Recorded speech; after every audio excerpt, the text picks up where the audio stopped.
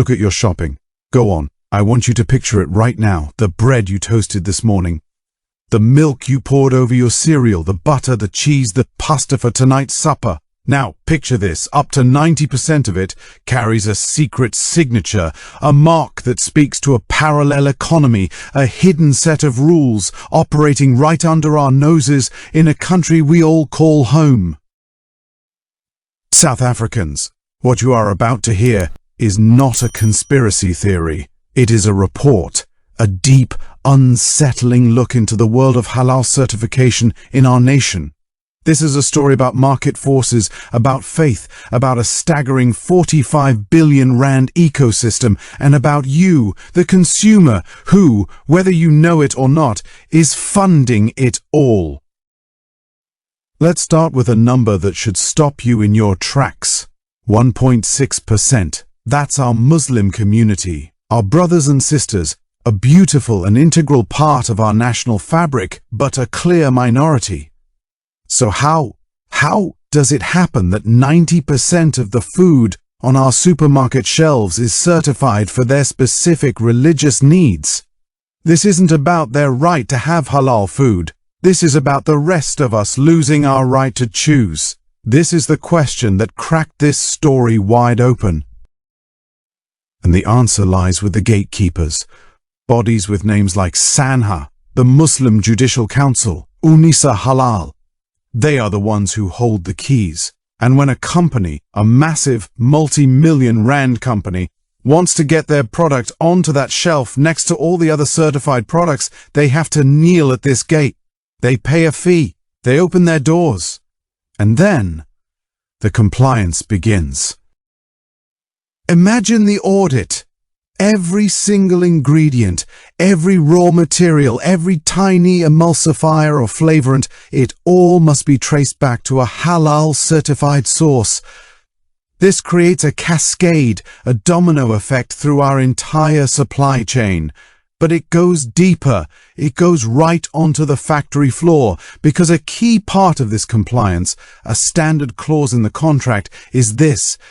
Companies are often contractually obligated to employ Muslim supervisory staff, to have Muslim eyes watching the production line from the moment the raw materials arrive to the moment the product is sealed.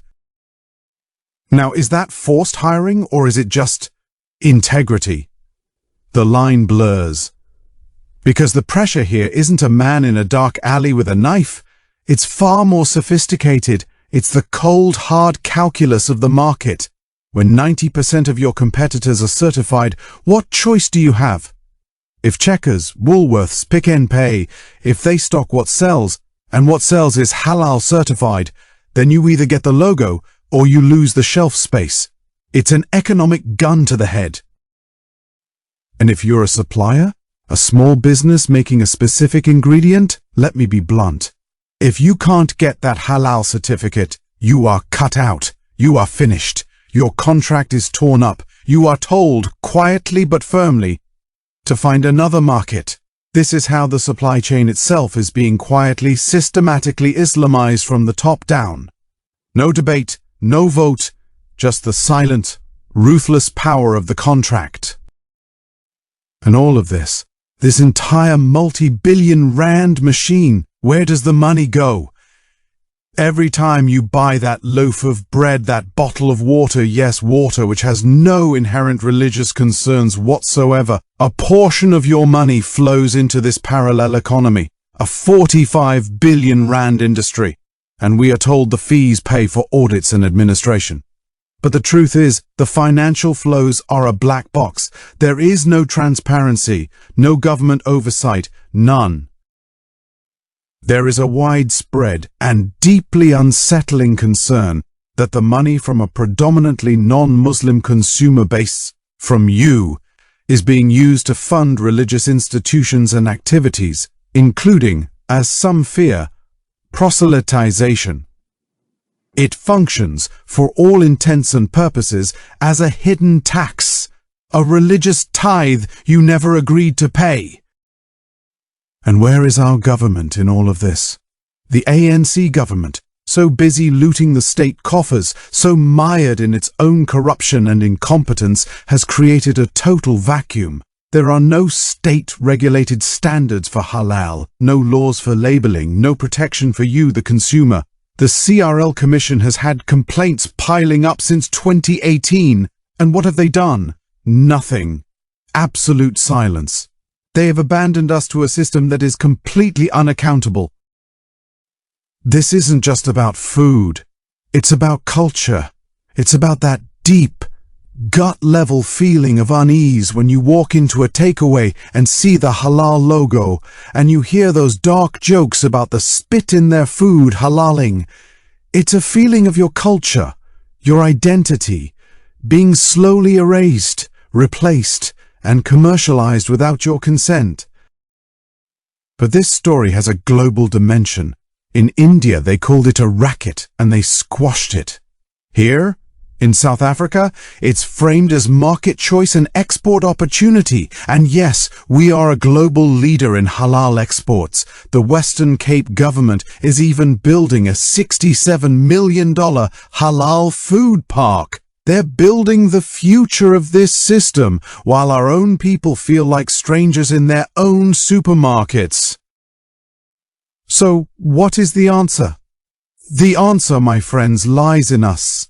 It lies in the comment that ended this report, a cry from the heart that I believe so many of us feel. We have to create non-halal economies. We have to consciously, deliberately build our own supply chains, support our own producers, create our own retailers. We must restore genuine choice. We must break this monopoly not with anger, but with creation, with enterprise, with a steadfast commitment to our own freedom to choose.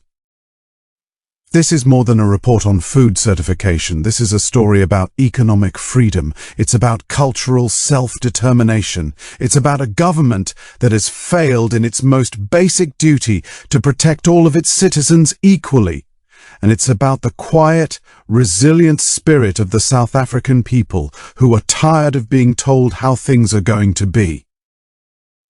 If this story moved you, if it angered you, if it made you see your shopping trolley in a different light, then I need you to act. This channel is dedicated to telling these stories, the stories that the mainstream ignores, stories that speak truth with courage and heart. So please, help me spread this message, like this video, subscribe to the channel, ring that bell so you don't miss the next investigation. Share this video with everyone you know on WhatsApp, on Facebook. Let's start a national conversation that can no longer be ignored. And if you have the means, please consider supporting us more directly. Join our channel membership or donate via Super Thanks right now. Your support isn't just about keeping the lights on, it's a direct investment in truth. It's what allows us to dive deep, to do the research, to give a voice to the struggles and the frustrations of South Africans from all walks of life. It's how we ensure that more stories like this are told with the passion and the detail they deserve. Together, we can ensure that no South African ever has to feel like a stranger in their own land. Thank you for watching, thank you for listening, and thank you for caring.